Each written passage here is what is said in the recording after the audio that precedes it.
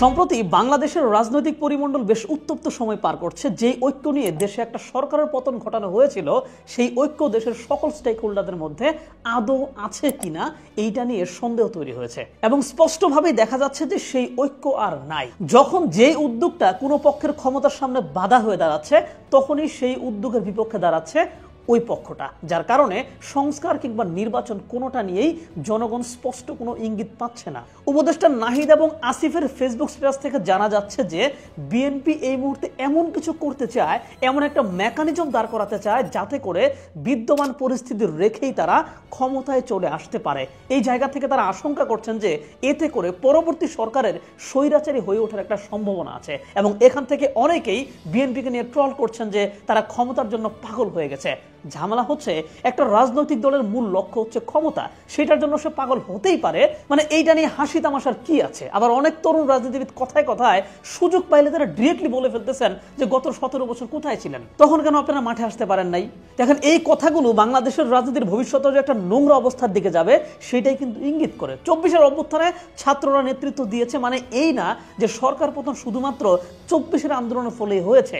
দীর্ঘ 15-16 বছর একমাত্র বিএনপি কিন্তু মাঠে ছিল, নির্যাতিত হয়েছে, নানান সময় সমাবেশ করার চেষ্টা অব্যাহত রেখেছে। এইটা ধীরে ধীরে একটা গ্রাউন্ড তৈরি করেছিল। সেই গ্রাউন্ডে দাঁড়িয়ে 24-এর সফল গণ অভ্যুত্থান হয়েছে। এখন এই অভ্যুত্থানের নেতৃত্বে বিএনপি ছিল না বলে তাদেরকে বারবার যদি বলা হয় যে 15 বছর কোথায় ছিলেন, সেইটা আসলে ভালো কোনো ইঙ্গিত দেয় না। ব্যাপারটা আরো সফটলি হ্যান্ডেল করা যেতে পারত। আবার ওদিকে বিএনপির দাবি হচ্ছে এই সরকার বেশি সময় নিয়ে হয়তো এমন কিছু করতে চাইবে যাতে বিএনপি ক্ষমতায় আসতে না পারে, সেটা নিশ্চিত করবে তারা। এবং এই জায়গা থেকে যে সমস্ত ছাত্রদের নেতৃত্বে এত বড় একটা আন্দোলন হলো, বিএনপি নিজেও যে সমস্ত ছাত্রদের নেতৃত্বে মাঠে নেমে আসলো, একটা সরকারের পতন হয়ে গেল যেই ছাত্রদের জন্য, এবং সেই ছাত্রদের এখন তারা সহ্য করতে পারছে না। তরুণ উপদেষ্টাদের এবং রাজনীতিতে যেসব তরুণরা আসতে চাচ্ছে তাদেরকে কটাক্ষ করে কথাও বলছে বিএনপি। এরকম দুটানা পরিস্থিতির মধ্যেই অনেকেই প্রশ্ন করছেন, দেশ তার প্রত্যাশিত সংস্কার হয়তো পাবে না, আওয়ামী বিরোধী শক্তিগুলোর মধ্যেই হয়তো রাজনৈতিক কোন্দল লেগে যাবে, এবং যেটা অলরেডি লেগে যাচ্ছে। এবং কোন্দলের সময়ে কি সেনাবাহিনী ক্ষমতা বাগিয়ে নেবে, কিংবা এমন হওয়ার কি সম্ভাবনা আছে যে বিএনপি পন্থী সেনাবাহিনীর একটা অংশ কু করে সরকার গঠন করে ফেলবে এবং পরে বিএনপিকে ক্ষমতায় নিয়ে আসবে? দেখেন, রাজনীতিতে কিন্তু আসলে সবই সম্ভব। হয়তো এই ধরনের সকল সমীকরণ নিয়েও কাজ চলছে, কিন্তু এইটা আসলেই হবে কিনা বা এটা কার্যকর হবে কিনা সেটা কিন্তু মেইন প্রশ্ন। এখন আসল প্রশ্ন হচ্ছে সেনাবাহিনী কখন ক্ষমতা দখলে নেয়। মূলত এইরকম গভীর রাজনৈতিক সংকট যখন দেখা দেয় তখনই তারা নেয়, এবং তাই ওই রকম গভীর না হইলেও এই বর্তমান সংকটটাকে আরো গভীর বানানোর জন্য চেষ্টা করছে কিন্তু আওয়ামী লীগ। জনমানুষের মধ্যে প্যানিক সৃষ্টি করতে তারা নানা রকম গুজব ছড়াচ্ছে। শীর্ষ পর্যায়ের সাবেক ছাত্রলীগ নেতা এমনভাবে একের পর এক ভুল তথ্য ছড়াচ্ছে, মানে সেনাবাহিনী ক্ষমতা নিয়ে নিচ্ছে, ইউনূস সাহেব পালিয়ে যাচ্ছে, সার্জিস পালিয়ে যাচ্ছে, আসিফ পালিয়েছে, হাসনাত পালিয়েছে ইত্যাদি। এবং এই সমস্ত গাঁজাখুরি বক্তব্য বিশ্বাস করতেছে কিছু কিছু মানুষ, এবং আমার নিজের এলাকার কিছু ছাত্রলীগের পোলাপান তারা হুট করে অ্যাক্টিভ হয়ে গেছে এবং নানান দিক থেকে বিভিন্ন পোস্ট আসতে শুরু করলো যে খেলা হবে, গেম ইজ ওভার ইত্যাদি ইত্যাদি। বিভিন্ন জায়গায় নাকি আবার শোডাউনও করতে গিয়েছিল হচ্ছে আওয়ামী লীগের, এবং সেখানে পুলিশের কাছে ধরাও হয়েছে। মানে এই সমস্ত কাণ্ড দেখলে মাঝে মাঝে মনে হয় যে মানুষের আইকিউ লেভেল এতটাও খারাপ হইতে পারে যে এরকম গুজবকে ভিত্তি করেই নিজেরা হয়তো শোডাউন শুরু করে দিচ্ছে। আরে ভাই, সেনাবাহিনী ক্ষমতা নিলেই কি শেখ হাসিনাকে ফিরিয়ে আনার জন্য ক্ষমতা নেবে? ব্যাপারটা কি এতই সহজ? মানে আপনাদের উত্তেজিত রাখার জন্য যা যা করতেছে আর আপনারা তাতেই উত্তেজিত হয়ে যাচ্ছেন, ঘটনাগুলো কোনো বিচারই করতেছেন না। যাই হোক, গুজব এবং অনৈক্যের ফলে কিন্তু মানুষের মনে আসলে সিরিয়াসলি একটা প্রশ্ন আসছে যে আসলেই কি সেনাবাহিনী ক্ষমতায় আসতে পারে, এবং যদি চলে আসে সেটা আসলে কি হবে। তো আমার ক্ষুদ্র জ্ঞান থেকে কয়েকটা পয়েন্টস একটু বলি, আশা করি অনেক কিছু বুঝতে পারবেন। এই মুহূর্তে দেশে হাজার অনৈক্য থাকলেও কিন্তু একটা জায়গায় প্রায় সকল মানুষ এক, সেটা হচ্ছে আওয়ামী লীগ এবং ভারত ইস্যু। এই মুহূর্তে যেভাবে দেশ চলছে এইভাবেও যদি চলে তাতেও কিন্তু দেশে নির্বাচন হবে, এবং নির্বাচন হলে রাজনৈতিক দলগুলো ক্ষমতা যাওয়ার সম্ভাবনাও তৈরি হবে। কিন্তু যদি সেনাবাহিনী ক্ষমতা নিয়ে নেয় তবে সেই পথটাও কিন্তু বন্ধ হয়ে যাবে, এইটা রাজনৈতিক দলগুলো জানে। এবং বড় কথা হচ্ছে, সেনাবাহিনী এখন ক্ষমতা নিলে এইটা দেশের জনগণের কাছে স্পষ্ট দুইটা মেসেজ দেবে। মেসেজ দুইটা কি কি? প্রথমত, জনগণ ভাববে এই সেনা অভ্যুত্থান ভারতের সহায়তায় হয়েছে, কারণ হাসিনার পতনের পর নানান জায়গায় পরিবর্তন আসলেও সেনাবাহিনীর ভেতরে কিন্তু আহামরি তেমন পরিবর্তন আসে নাই, এবং ভারত সরকার এখনো শেখ হাসিনার পক্ষে কিন্তু স্ট্যান্ড নিয়ে বসে আছে। তাই ভারত সমর্থিত কোনো সেনা সরকার কিন্তু দেশের জনগণ এবং রাজনৈতিক দল মানবে না। কথা হচ্ছে, সেনা শাসন তো মানুষের মানা না মানার কোনো কিছু নাই, তাই না? হ্যাঁ, এইখানে ফ্যাক্ট হয়ে দাঁড়াবে সকল সেনা অফিসাররা এইটাকে মানবে কিনা। আমার যতটুকু মনে হচ্ছে মানবে না, কারণ শেখ হাসিনাও কিন্তু নিজের ক্ষমতা টেকানোর জন্য সেনাবাহিনীকে অ্যাকশন নিতে বলেছিলেন। সেনাবাহিনী শুরুর দিকে জনগণের দিকে বন্দুকও উঠিয়েছিল, কিন্তু শেষ পর্যন্ত জুনিয়র অফিসারদের বিশাল একটা অংশ এর বিরুদ্ধে চলে গেলে পুরো সেনাবাহিনী জনগণের পক্ষে চলে আসে।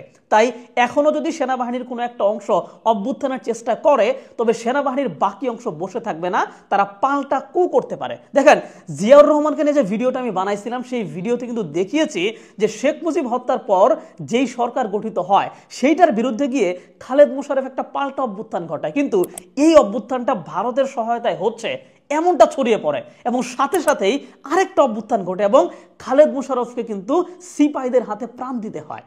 তাই এখন যদি কু হয় তবে সেটা ভারতের সহায়তায় হয়েছে এইটা প্রমাণিত হবে এবং এইটার বিপক্ষে দেশের মানুষ এবং সেনাবাহিনী সবাই নামবে। এই আশঙ্কা থেকে সেনাবাহিনীর অভ্যুত্থান হওয়ার সম্ভাবনা নেই বললেই চলে। দ্বিতীয় আরেকটা মেসেজ হচ্ছে, যদি সেনা অভ্যুত্থানটা বিএনপির সাপোর্টে হয় তবে সেটাও কিন্তু জনমনে একটা স্পষ্ট মেসেজ দেবে যে বিএনপিও স্বৈরাচারী হয়ে উঠতে চাইছে, যেটার ভবিষ্যৎ আহামরি ভালো হবে না। এইটা আশা করি বিএনপি নিজেও বুঝতে পারতেছে। তাই আমার দৃষ্টিতে সেনা শাসনের সম্ভাবনা মোটামুটি কম। তবে কষ্ট লাগতেছে কয়েকটা বিষয় দেখে। দেখেন, জুলাই আগস্টের যে তাণ্ডব, দেশের বিপুল পরিমাণ অর্থ পাচারের খবর, জায়গায় জায়গায় অন্যায় অবিচারের খবর, দুর্নীতির খবর ইত্যাদি ইত্যাদি কিন্তু আওয়ামী লীগের বিপক্ষে আসছে এবং এরপরেও কিন্তু নিঃসংকোচে কিছু মানুষ এখনো কোনো প্রকার অনুতপ্ত না হয়ে বরং ওই আওয়ামী লীগকে ওপেনলি সাপোর্ট করে যাচ্ছে।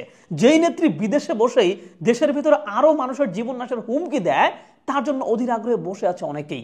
বিবেকে কি বাঁচছে না ব্যাপারটা? আবার যেই দলকে নিয়ে মানুষের এত এত বিতৃষ্ণা ছিল, শিক্ষার্থীদেরকে নির্যাতনের ছবি ভিডিও অনলাইনে ঘুরে বেড়াচ্ছে, তারাই আবার বলতেছে খুব ভয়ঙ্করভাবেই তারা ফিরে আসবে এবং এটাকে আবার কেউ কেউ সাপোর্টও করতেছে। মানে বিবেক বুদ্ধের যে এত অধপতন, যেটা আসলে বেশ কষ্ট দিচ্ছে। এবং দেশ এবং দেশের মানুষের জন্য এই সমস্ত দল কখনোই চিন্তা করেনি, বরং এদের মূল চিন্তায় ছিল আসলে ক্ষমতা, এবং সেইটা বারবার প্রমাণিত হচ্ছে।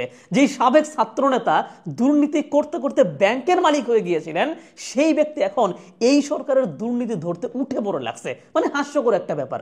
তারপরেও এই ঘটনাগুলো ততটা খারাপ লাগা তৈরি করে না, কারণ তাদের নেচার আমরা জেনে গেছি। কিন্তু যারা এখনো ক্ষমতার বাইরে কিংবা শহীদদের রক্তের উপর ভিত্তি করে ক্ষমতায় চলে গিয়েছে, তারাও কেউ কেউ চরমভাবে দেশকে ঠিক করার কাজ করছে না, এইটা ভেবেই আরো বেশি খারাপ লাগে। বিএনপির কাছে অনুরোধ করব, যে যত যাই করুক ক্ষমতায় আপনারাই যাবেন। এখন ক্ষমতার বাইরে থেকেই এমন কিছু করুন যাতে মানুষ এইটা ভাবে যে বিএনপি ক্ষমতার বাইরে থেকেই দেশটা ঠিক করে ফেললো, ক্ষমতায় গেলে তারা আরো করবে। কারণ দেশের মানুষ অলরেডি বুঝে গেছে আপনারা না চাইলে এই সরকার কিছুই করতে পারবে না, কারণ প্রশাসন থেকে শুরু করে প্রত্যেকটা জায়গাতেই আপনাদের লোকজন সেখানে প্রবেশ করে ফেলছে এবং এটা কন্ট্রোল তারা করছে। সো আপনারা চাইলে সবকিছু ঠিকঠাক ফাংশন করবে, এইটা মানুষ ইতিমধ্যেই জানে। তাই সেইটুকু কাইন্ড আপনারা হয়ে যান। জনগণ তো আসলে আপনাদের ছাড়া আর কাউকে পাচ্ছেই না ভোট দেওয়ার জন্য, তাই জনগণ যাতে মন থেকে ভোটটা দেয় সেই ব্যবস্থা করেন। বাধ্য হয়ে যে ভোট দেবে সেদিকে আর আপনারা যায়েন না, তাহলে হবে কি জানেন, দেশটাও ভালো থাকবে, তরুণ প্রজন্ম আপনাদের প্রতি খুশি থাকবে এবং আজীবন এদেশের মানুষ এই সংস্কারের জন্য আপনাদেরকে মনে রাখবে। কারণ এখন এই সংস্কার যদি বর্তমান সরকারও করে, মানুষ কিন্তু ঠিকই জানতেছে যে বর্তমান এই সরকার সংস্কার করতে পেরেছে কারণ বিএনপি চেয়েছে বলে। এই চাওয়াটা আপনারা চান, এতে করে দুই দিকটাই ভালো হবে। আমরা আসলে একটা পরিস্থিতি থেকে আরেকটা পরিস্থিতির ভিতরে যাচ্ছি, সেটা একটু স্মুথলি হোক এবং দেশটা একটা ভালো ফাংশনিং কান্ট্রিতে পরিণত হোক, এইটাই চাই। আমরা চাই না যে আবারও দেশটা একটা ব্যর্থতার দিকে যাক, আবারও এখানে কোনো স্বৈরাচার ফিরে আসুক, আবারও এমন কিছু ঘটনা ঘটুক যেটা মানুষের মনে একটা বিতৃষ্ণা তৈরি করে দেয়। তো সেই প্রত্যাশা রইল, দেখা যাক কি হয়। তবে আপাতত কথা হচ্ছে হয়তোবা সেনা শাসন আসবে না এবং এইটাকে কেন্দ্র করে যে গুজবগুলো ছড়ানো হচ্ছে, এইটা আলটিমেটলি কর্মীদেরকে উজ্জীবিত রাখার জন্য। সেই উজ্জীবিত হয়ে গিয়ে অনেক কর্মীরা ধরাও খাচ্ছে। তাই আপনারা যারা আরো উজ্জীবিত হতে চাচ্ছেন একটু সাবধান হয়ে যান, কারণ ধরা খাইলে আসলে আপনার জীবনটা কিন্তু জেলে পচে মরতে পারে। So be careful.